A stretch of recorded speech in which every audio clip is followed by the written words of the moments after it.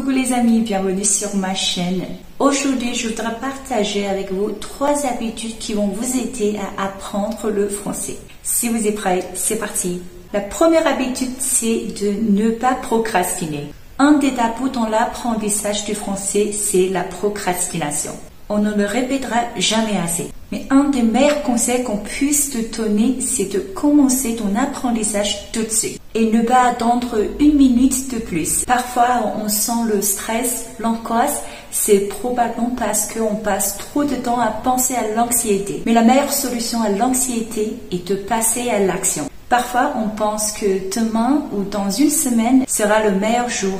Mais voilà une vérité. Il n'y aura jamais de meilleur moment que maintenant. Alors, ouvrez votre livre de français et démarrez cette nouvelle aventure sans plus tarder. La deuxième habitude que je vais te conseiller, c'est de pratiquer le français régulièrement. La plupart des réalisations est basée sur la persévérance. Il faut avoir la patience et la motivation. Le plus grand secret dans l'apprentissage du français réside dans la régularité. Il vaut mieux travailler peu tous les jours qu'une fois par semaine. Impose-toi l'idée que pour progresser, tu dois travailler tous les jours. C'est une règle absolue. Peu importe que tu sois fatigué ou que tu sois stressé, après un mois, tu vas voir des résultats.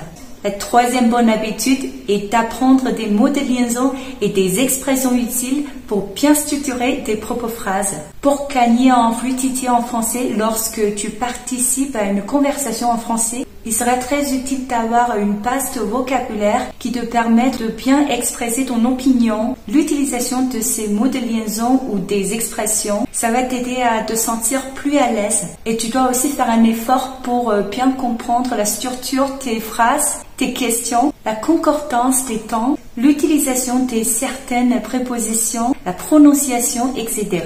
Car ce sont des notions dont tu auras tout le temps besoin. Voilà, c'est tout pour la vidéo aujourd'hui et j'espère que ça vous plaît. Au final, comme d'hab, si vous avez envie de commencer à apprendre le français ou que vous voulez améliorer votre niveau de français, je vous conseille de jeter un coup d'œil sur mes cours de français 法语流利说3步骤 et mon cours Lola 法语强化课程系列. Je vais vous aider à pouvoir parler français couramment. N'hésitez pas à cliquer le lien dans le premier commentaire pour plus d'infos. Et puis, n'oubliez pas de liker ma vidéo et vous abonner à ma chaîne. On se voit très bientôt dans la vidéo prochaine. Ciao!